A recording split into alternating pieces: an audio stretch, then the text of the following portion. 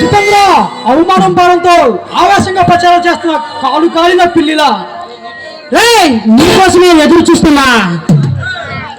నా దగ్గరకు వచ్చి కాకిలా కారు కొత్తలు కూస్తున్నావా? కాకి పాలన సరదాగా ఉందా?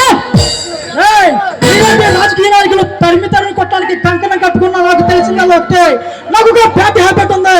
లైట్ లో కొన్ని ఎనకూడదు చూడకూడదు చింత పొరపాటు నా కంటి కనిపించిన చౌకి కనిపించిన నాకు తగుడు లేచింది.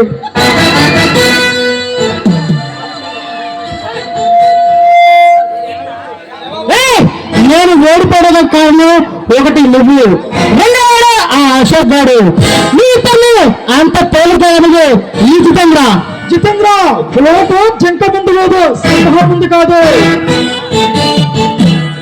జయదేవ్, నా ప్రత్యేకతే పది వాడు పట్టిన గతే నీకు పట్టుకుని ఎక్కడి నుంచి వెళ్ళి బ్రతికిపోతావు.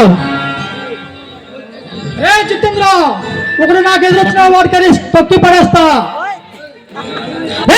మీరు గెలిచారని సంబరపడుకోకుండా ముందుండే ముసల పండుగ.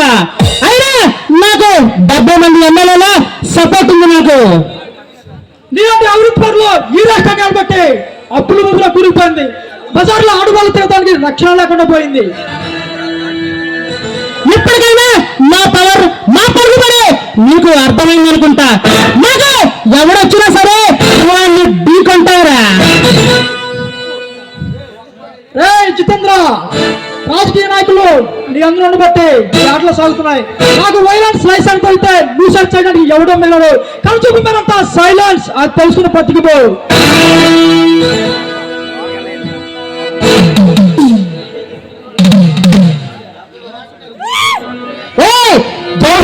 ఈ జితేంద్ర గురించి పూర్తిగా తెలియకుండా మాట్లాడుతున్నారా నువ్వు?